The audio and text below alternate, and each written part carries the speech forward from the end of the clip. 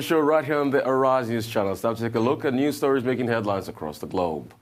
The Inspector General of Police, Mohammed Adamu, has assured Nigerians that the police will remain neutral and professional in the conduct of the governorship elections in Edo and Ondo states. The IG, during a meeting with civil society organizations in Abuja to brainstorm on measures to ensure the conduct of a hitch-free election, stated that the police will deploy all resources to ensure a level playing field for all participating political parties. Mr. Adamu said that in a view of the potential for violence in the elections, the police had deployed intelligence resources to generate threat analysis, which will be used to protect the electoral process in both states in order to prevent any breakdown of law and order. He also recognized the contribution of civil society organizations as key actors in the electioneering process, hence the need for interactive session in the view of the upcoming elections. He has said he will be neutral. Can we take this to the bank? Well, time will tell, because we've had this before. We've heard that there will be a level playing field. We've heard that there will be security of lives and property. We had that in the Kogi elections. We had that in the 2019 general elections. But what did we see? So this time around, what is left to be different is if the IGP matches his words with action. We need to see it. We don't need you to tell us. As the IGP of police, it's your duty. We expect nothing less from you. So it is good that we're seeing these partnerships, this threat analysis ahead of the elections. What will be disappointing is if we do not act on this analysis we generate, these stakeholders meetings we are holding, if they all go to waste because we see elections that are not satisfactory as a result, not just because of the conduct of the electoral umpire, but as a result of security operatives who compromise the electoral process. So, yes, we're happy that we're seeing this collaboration with the CSOs and the security agents ahead of the elections, but we want to see a difference. We want to see an election where people can go out without fear to cast their ballot in a safe environment. That's what we want to see. Great. Dr. Abati, what do you want to see? Well, first, I think it's reassuring, commendable, a good development, a welcome development, if you like, that the heads of the various relevant institutions in the forthcoming gubernatorial elections in Edo State on September 19, and the gubernatorial in Edo State September 19, and in Ondo State October 10, 2020, are trying to address the open challenge of the threat of violence in the elections in those two states. Now, the Inspector General of Police, Mohammed Adamu, made these statements that you quoted yesterday when he met with the leadership of civil society organizations. And it was practically reassuring the civil society organizations that the police will be neutral and professional. He used the word professional. And that they will also ensure a level playing field in the elections. I think that assurance is important, considering the role that the police and other security agencies have played in the past, turning themselves more or less into agents of either the ruling party or the party that turned out to be the highest bidder. Now, Festus Okoye, when he was on this program, Festus Okoye is one of the directors of INEC in charge of voter mobilization and information.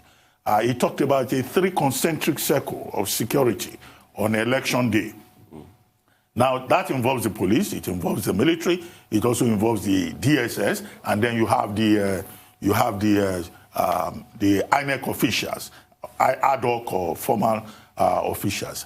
I think it's important that it's not just the police talking about neutrality and professionalism, that other elements within these, outer circles, 3 concentric circles, as we were told, that they also are neutral and professional and that they work together.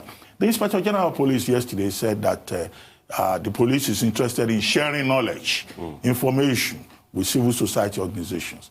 And he got the commitment of the 2 leaders of the civil society organizations. The group was led by Clement Nwankwo, who is the head of the CSO Situation Room.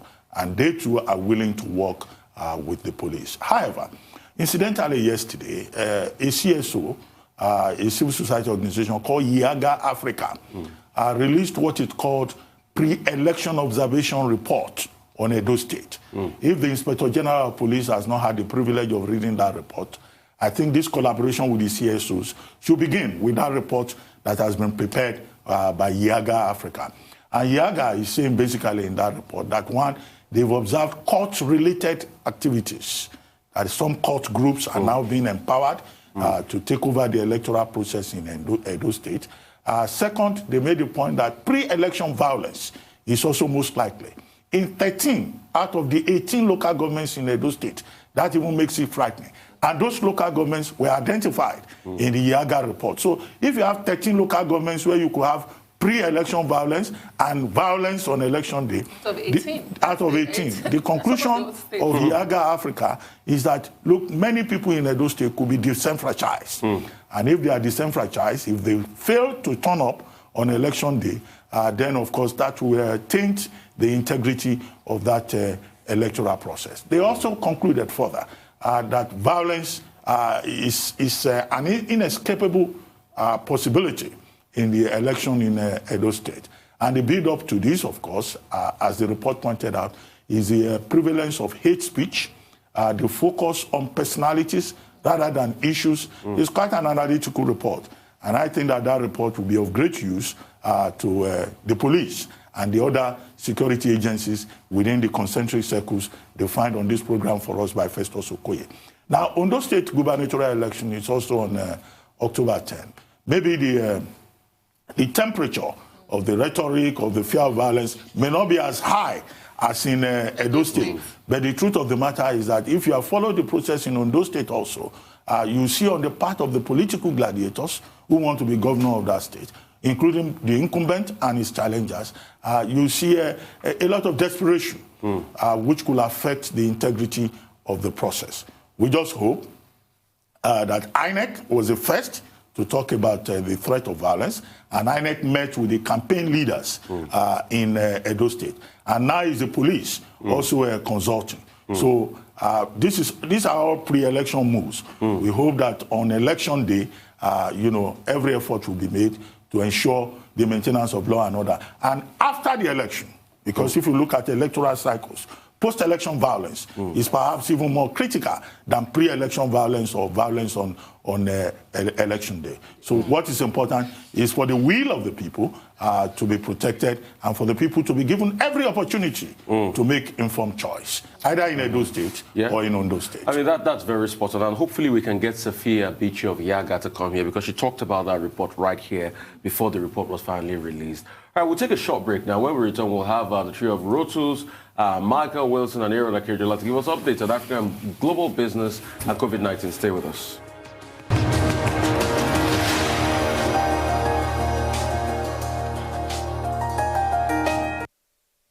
Welcome back to the Morning Show right here on the Rise News Channel. Our dependable Rotus Odiri is here to give us Africa Business Report. Rotanquat. Yes, thank you so much. Good morning, Rufai. Good morning, Doctor. Good morning, Rotus.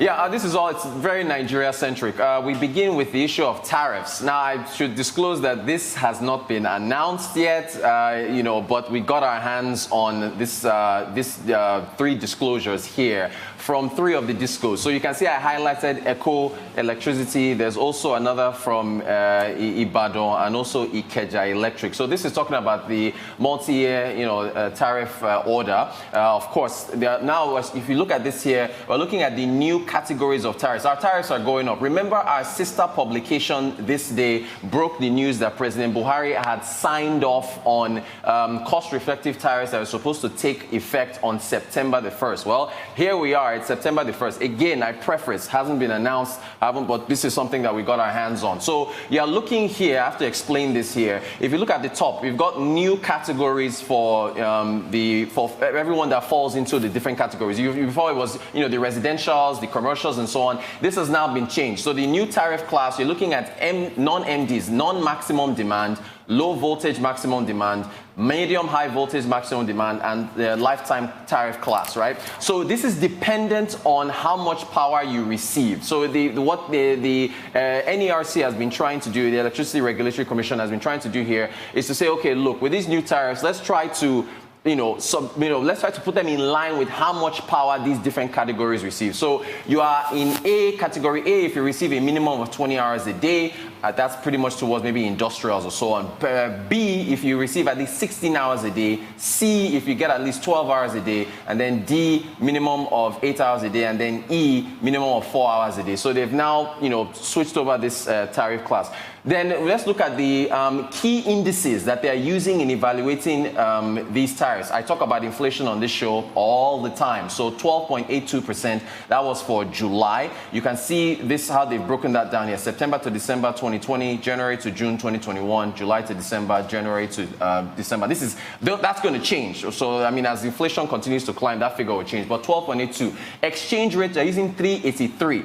US inflation, 1%.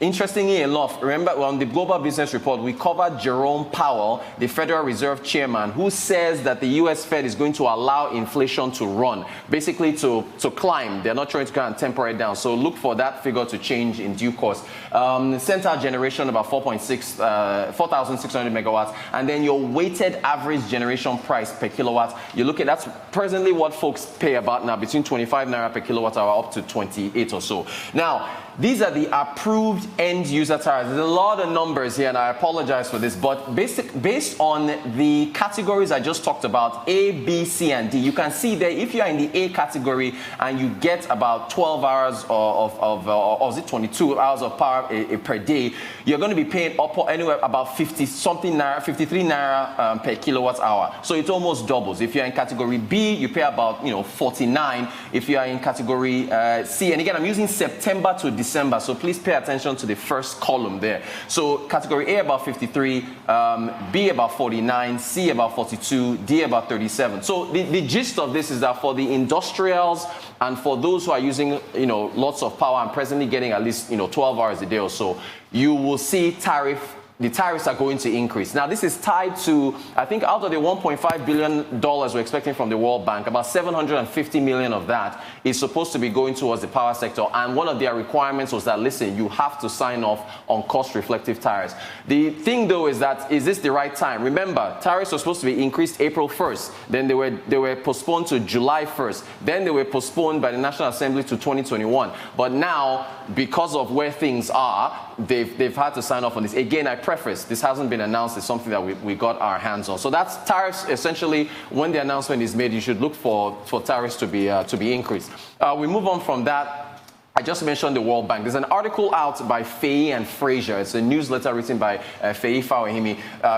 He talks about market activities and so on and so forth. This article he wrote essentially is suggesting that the World Bank has been stringing Nigeria along with regards to when we will receive this $1.5 billion. Remember on the show I talked about how in August they were supposed to present the application for the loan to the board, World Bank, but they delayed it until what we understand is possibly October. What they are saying is we haven't quite followed through on the reforms they asked for: unification of the exchange rate, increase in cost, cost-reflective tariffs, and removal of fuel subsidies. But Nigeria has done all this. The subsidies have been removed. The central bank has moved towards a unified rate. So what's the delay? So we've reached out to the World Bank. We're hoping to get an interview with the country director, hopefully this week, fingers crossed, to get their side of this. But we were wondering why the delay when Nigeria has done what they've asked. Also, there's a new CBN. Let's quickly move on to a CBN circular. This isn't on the central bank's website, but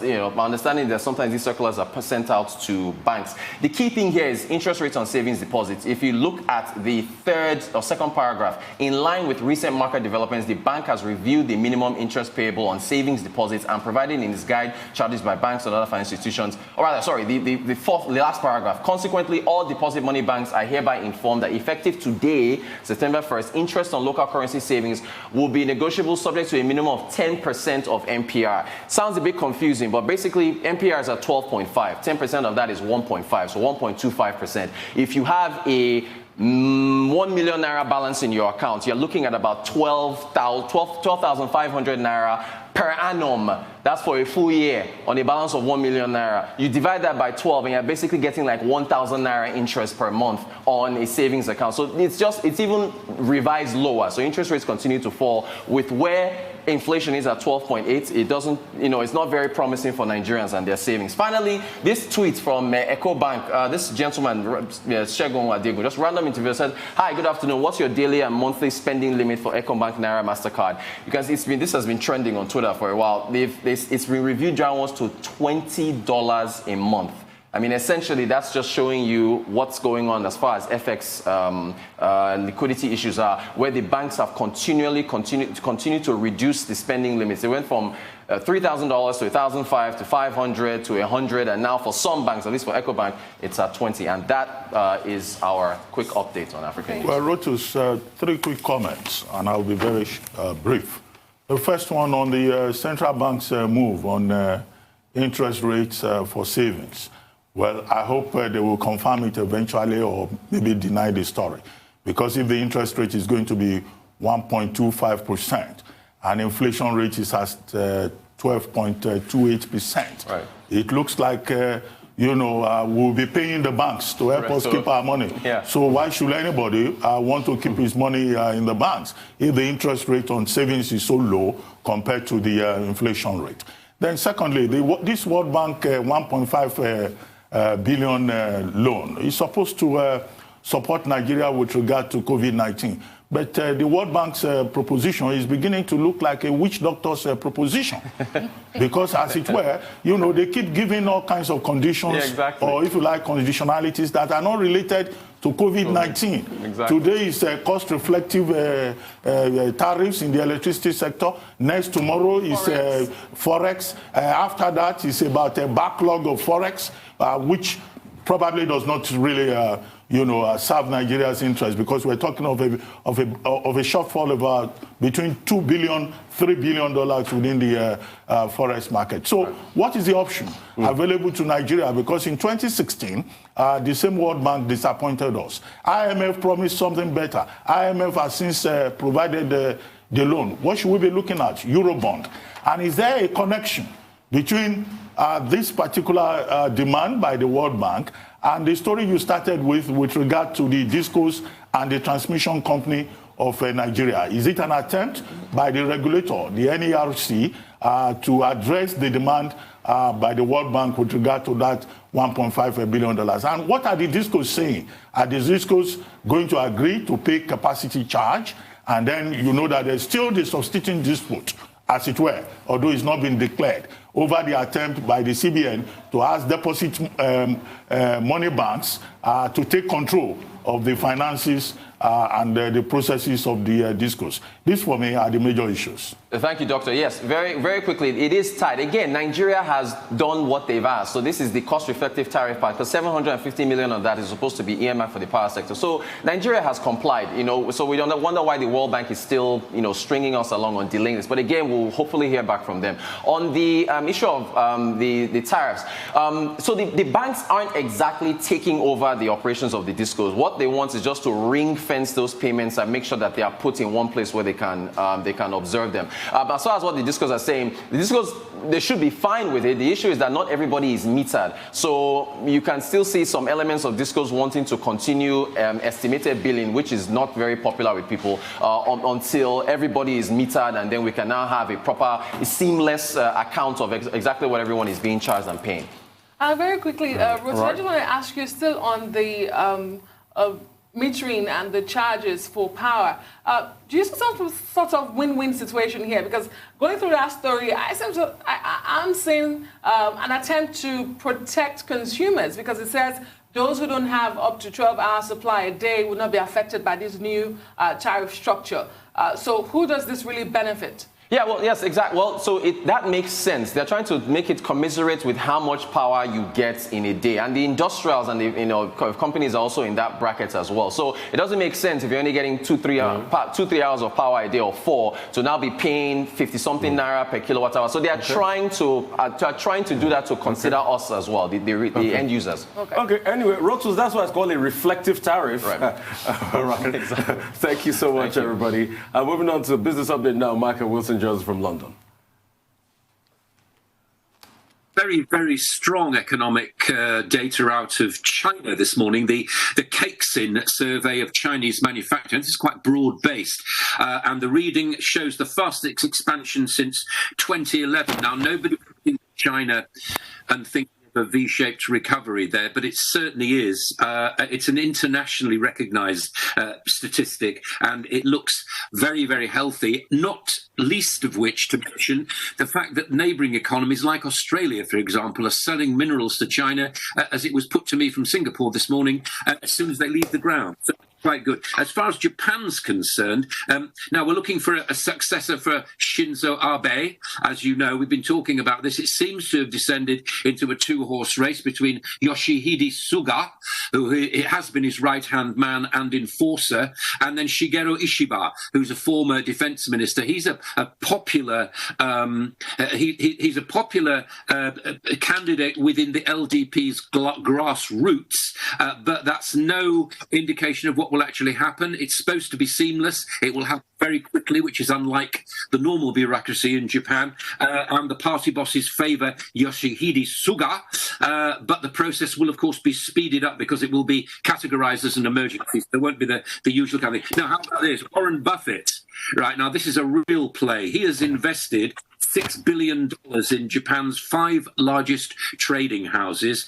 He just turned 90. When he does something, people tend to take notice. What this is seen to be being is a recovery play for 2021. So that's quite interesting. Just let me run through what happened last week, because we've had a public holiday here, and even though London is relatively tiny, it's still significant, and it tended to strangle really what was going on in the rest of the world. So last week, major equity benchmarks modest losses, but the US ones were higher.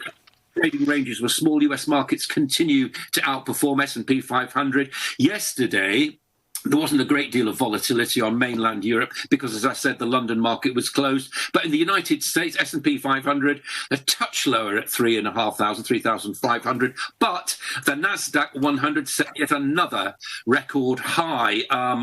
And the Russell 2000, that's a broader index, fell by 1%. But those tech stocks really, really going strong. And it was the first day of trading for Apple and Tesla after they'd done their first stock splits. Usually companies do that to make their share price cheaper, but the market price of both those shares remained exactly the same. Got to do Zoom for you. Look at this. Now, Zoom has become a verb, hasn't it? A bit like Google. It's the name of a company, but I'm going to Zoom at me today means something. A 25% increase in sales. Google, its valuation is now $114 billion. That is half the valuation of its old-time compatriot. Not that anybody at AT&T would have done it, but AT&T. So it's half the capital value of AT&T. Right, like plenty of challenges still facing Zoom because of its rapid growth. A lot of questions about its technology, but it's still a growth stock. And of course, the future of offices is completely in balance, as we saw from that news about BP getting rid of its head office in St James's Square yesterday. We've got some PMIs coming out from Europe, so we'll get a clearer picture, but that'll be later this morning. We get consumer credit and mortgage approvals in the UK, and Eurozone inflation will come out as well in Europe. It's not expected to be much. We're not getting anywhere near that 2% level that people are actually trying for. And finally, commodities. Gold has been found recently, but in the past few sessions, a series of higher lows, if I can put it like that, so the bias is the up. Copper, as you would expect, rallied last night on that great news out for China. And it's, as you know, I always say it's a Dr. Copper. It's always seen as a barometer of what's happening in the global economy. And oil, capacity in the Gulf of Mexico because of Hurricane Laura down 80%. But Hurricane Laura has been downgraded, and it didn't do a great deal to cause much disruption to the oil industry. WTI and Brent crude actually nudging lower. There you go. Right. Thank you so much, Michael. There. Happy birthday to the Sage of Omaha. That's Warren Buffett. That's number one. And secondly, I quickly want to talk about the TikTok deal. The Daily Mail ran a story saying something has been agreed among the 3 big ones, Microsoft, Oracle, and Walmart. What's the update on that?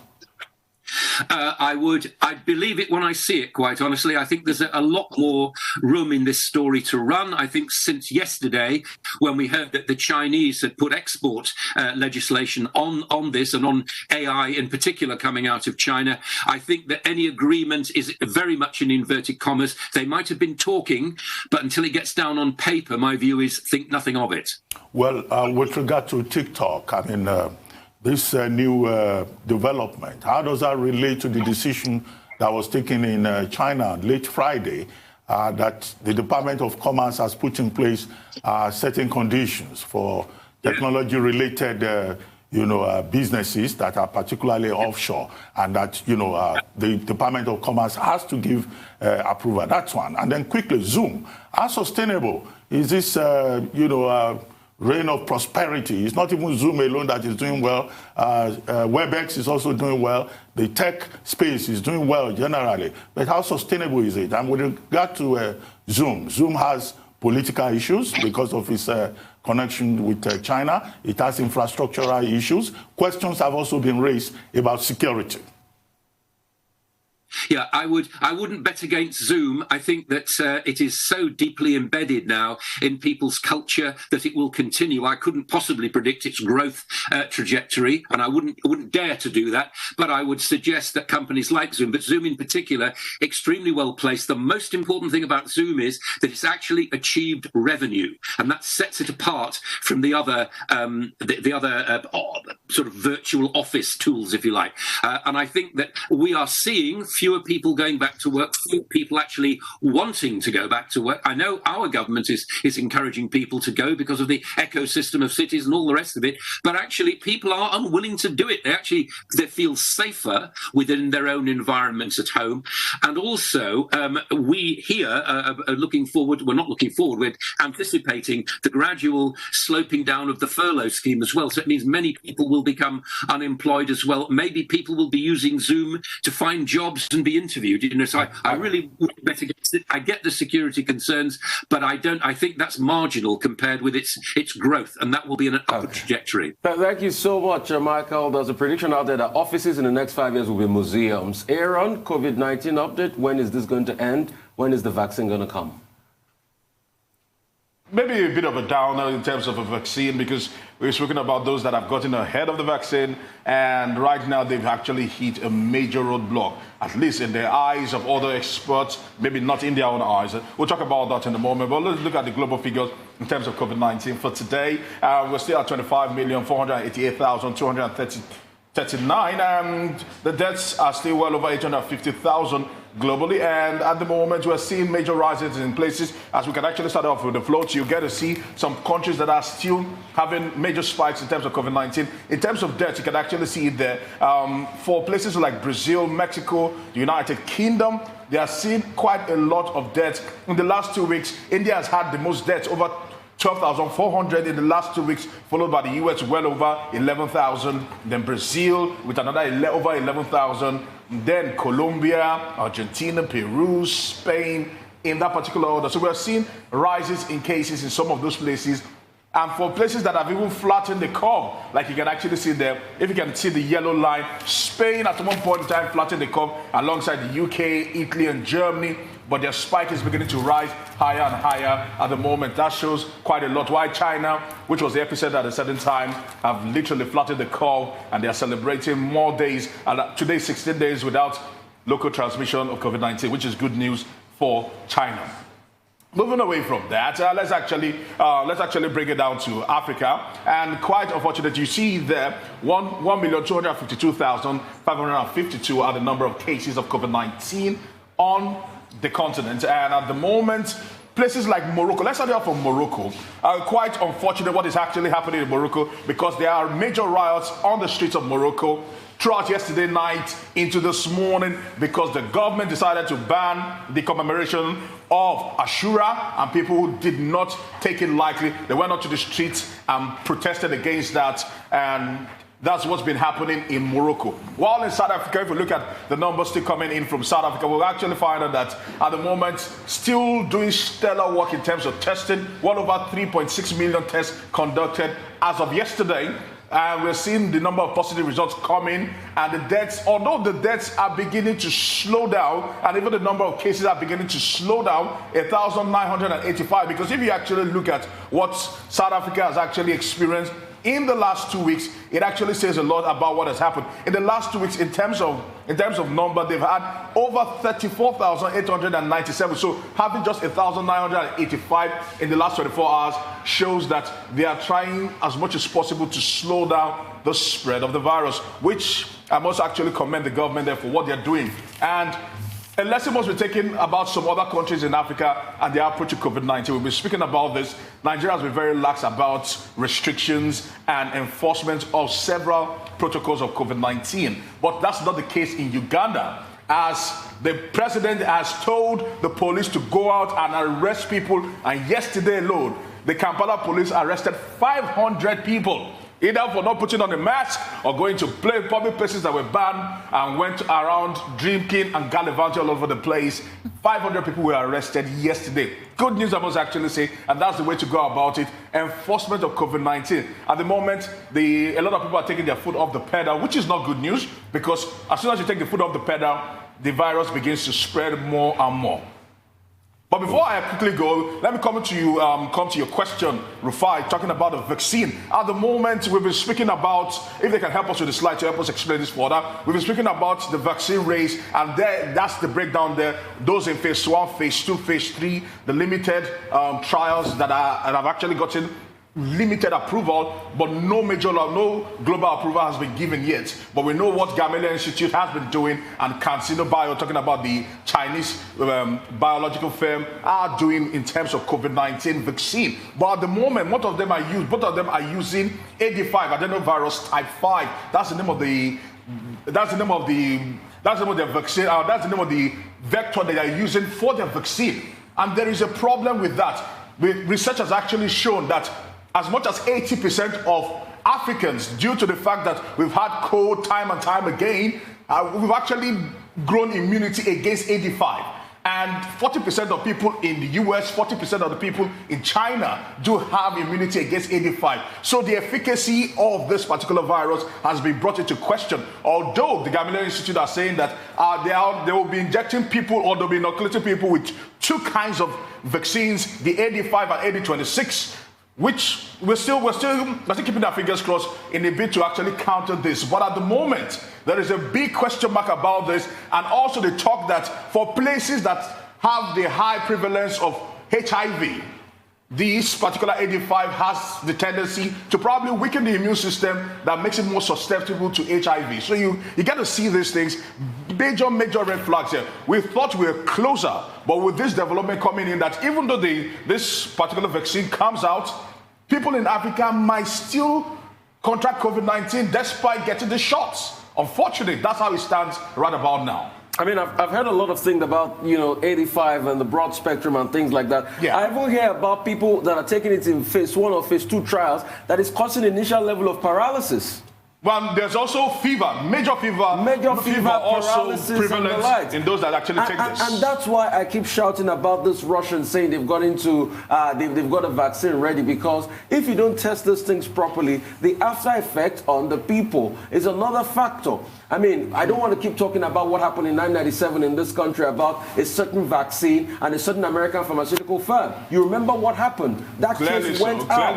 It went out. It was out there. So we should be careful. Let's all rest it down. President Trump, hello? Are you hearing me? But the point is, what unfortunately, or rather fortunately, what is happening with AstraZeneca and what they are trying to do is quite different. They have decided to go with something completely different and another different strain in the bid of trying to do this. Johnson & Johnson also have decided to use something quite different from now they're using the chimpanzee's adenovirus as against just the AD5 itself, which actually is from common cold and the rest of them. So you see, so maybe there might be hope somewhere. Aaron, on the question of the vaccines, we should all just be reminded of the position of the WHO, which says, yes, fast-track approach may be something that some countries are considering, but that emergency authorization could be counterproductive, that it requires a lot of caution and serious reflection. And I think that takes care of that particular matter. But in Nigeria, I just want to raise 3 questions for you. I don't know whether you still have time. One, we've been told that the curve is flattening in Nigeria. Is that really true? We're told that now we have on the average 357 cases per day. Could it be that we still need to test a little bit more? 2, Plateau State has now been identified as the new epicenter of the virus in Nigeria. Now, what accounts for that? It's no longer Lagos, it's no longer Kano, it's now Plateau State. And then 3, the Association of Resident Doctors in the FCT, they are going on strike today, indefinite strike. And for what reason? For the failure of the FCT administration to pay them COVID-related hazard allowances. How did we get there? All right, first of all, testing has actually been low. We know we've done well over 350,000 testing, just upwards of that, and we are not doing as much testing as possible. So we cannot ascertain what is actually maybe bringing a spike in one place or bringing a flattening of curve in another place. In Lagos State, we know we are doing a lot of tests, but how many people are not getting tested? With the way people are going around, or the way we've come to actually take COVID-19 as the new normal, people are just not paying as much attention and not giving themselves up for testing as much as possible. So it might be, if a state, for example, is tested more, the tendency to see more in more cases will be there than in some places where they are not testing as many. Aaron, we're going to go. Thank you so much.